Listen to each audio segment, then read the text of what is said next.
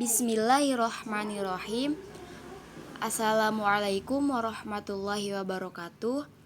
Saya Anissa Aulia dengan NIM 201020010071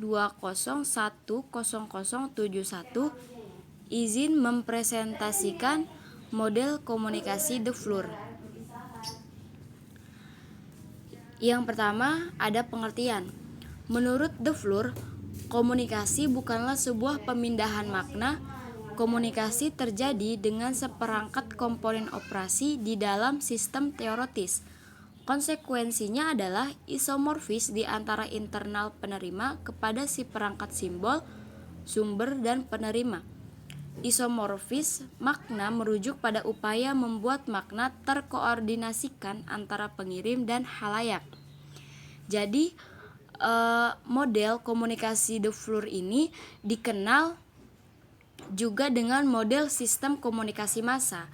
Adalah sebuah model komunikasi massa yang dirumuskan oleh tokoh Melvin L. The Floor pada tahun 1966. Model komunikasi The Floor ini merupakan pengembangan dari model komunikasi Shannon dan Weaver dengan menyelipkan perangkat media massa dalam modelnya.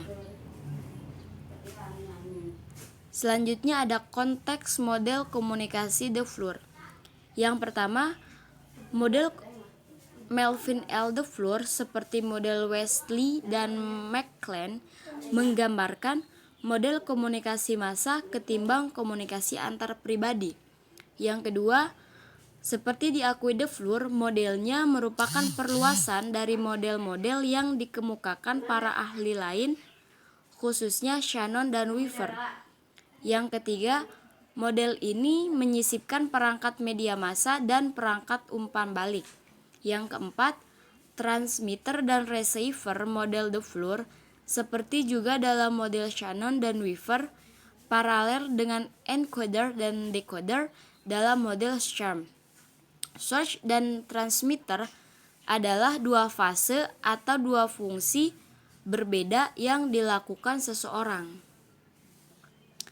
Selanjutnya ada contoh model komunikasi The Floor. Yang pertama ada kuis interaktif di televisi, seperti contohnya iklan. Yang kedua ada media sosial, dan ketiga ada kampanye pemilu.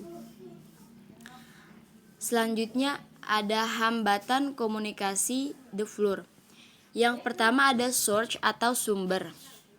Source atau sumber ini bermaksud mengkomunikasikan sesuatu hal kepada sasaran penerima atau destination. Pertama-tama akan terlibat dalam proses pengolahan atau pembentukan simbol-simbol pesan melalui transmitter, sehingga menghasilkan suatu pesan yang bermakna.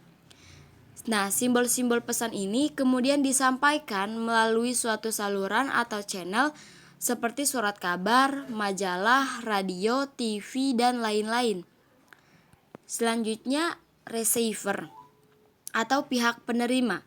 Receiver atau pihak penerima ini menerima simbol-simbol pesan tersebut melalui alat penerima tertentu. Pihak penerima dalam menerima simbol tersebut juga terlibat dalam proses pengolahan dan pengertian makna pesan dan kemudian bertindak menjadi sumber informasi atau source, membentuk simbol-simbol pesan tanggapannya melalui transmitter. Terakhir ada channel.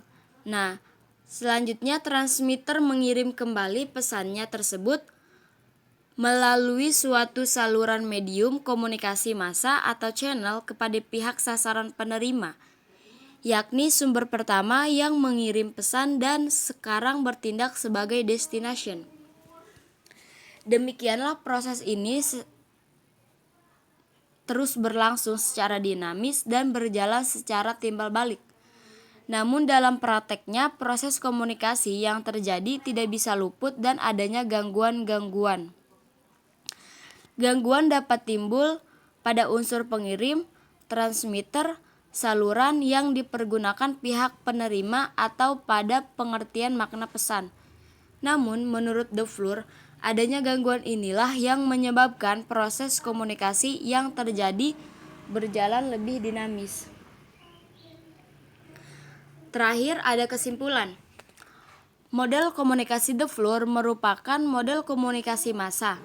Fungsi dari penerima dan model The Floor adalah menerima informasi dan menjadikannya.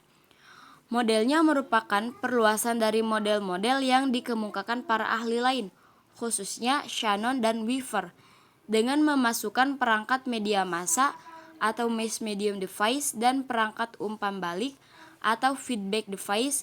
Ia menggambarkan sumber atau source, pemancar atau transmitter center, penerima atau receiver, dan sasaran atau destination sebagai fase-fase terpisah dalam proses komunikasi massa.